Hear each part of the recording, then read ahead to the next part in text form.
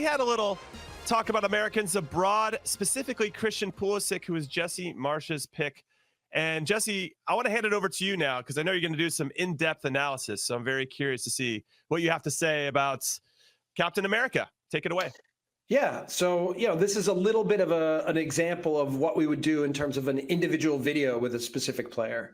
And I do a lot of this, right, where I like to sit down, especially with the important players, and talk through the things that I think are important in their overall development and how we're trying to play. Right. And then it's also an opportunity to get to know them a little bit better and really start to form the kind of relationship where there's give and take and understanding. So, in this video, I focused on 4 aspects. So the first is some of his build-up positioning, then some of the ideas around some of the crossing and some of the things trying to execute with his team on what kind of things you want to see from a crossing perspective, a couple things on transition. And then the last one is just to show and highlight. And I would try to always end on some real positive things. And I talked about this a little bit in the podcast about the fact that Christian really inserts himself into the game and tries to do everything he can for the team to help out in any way. And defensively, I think he makes a difference. It's not just what he does with the ball, but what he does against it. So this first aspect is build-up, right? So what you see here is that when they had just won the ball, pause. And you can even see that Christian was pointing to Musa about trying to get to the ball.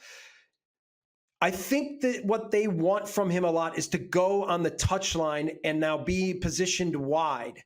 But specifically when they win balls or even when they're in buildup, I think a better way for Christian to get himself into the game, and this is what I'm talking about a lot, is not just standing on the touchline.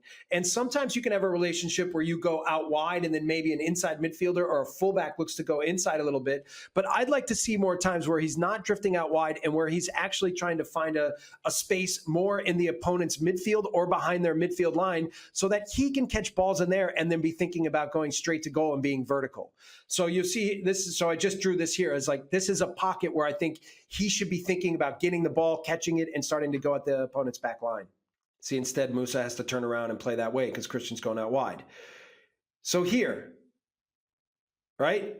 Stay in the opponent's, like near their back line. So we call this the red zone, the zone in between the opponent's midfield line and the back line. And Christian now wants to come back and get the ball. So he naturally thinks that the way to do that is to go closer to make himself available. However, if you can see in this play, if he stays in this position, and sometimes in the opponent's red zone, I'll just draw a circle around where the opponent is and say, you want to position yourself as far away and as in the middle of that pocket as you can be so that you can give yourself the best amount of time to turn and now start to play in against the opponent's back line where you're difficult to be pressured, right? And that evolves him obviously to scan and look around and know his positioning. But if he stays a little bit deeper when he catches that ball, he can really be an attacking player instead of more like a development or build-up player in this phase here.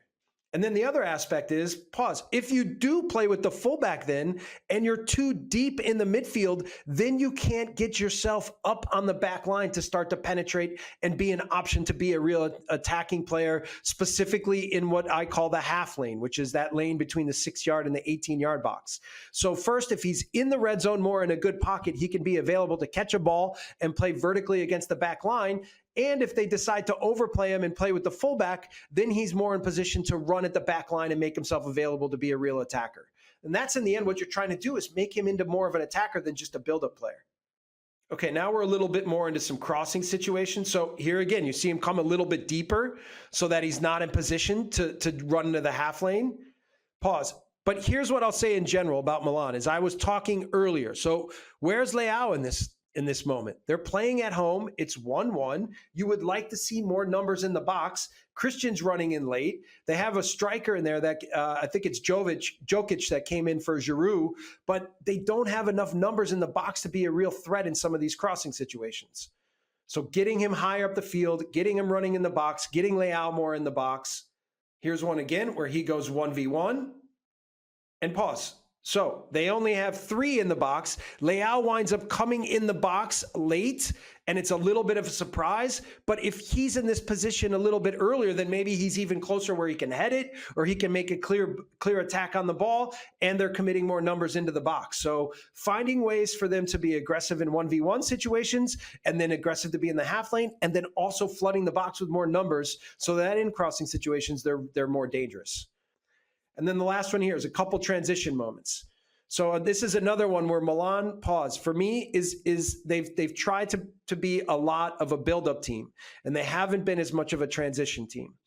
Transition for me is about winning balls and then creating efficiency in the way you play vertically to get to the opponent's goal as quickly as possible.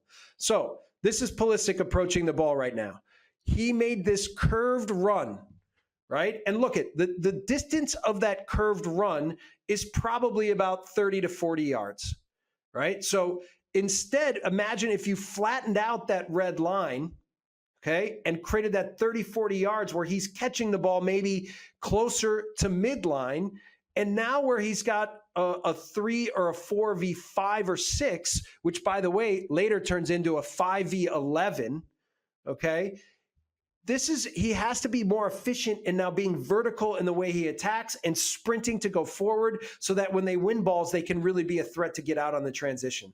So, let it play a little bit more, and you'll see that we changed it. So instead of it being a 3v3, he's 20 yards back behind the pitch. Then he has to slow down because he doesn't have any real options. So watch these. You can pretty much just let go. Watch Christian.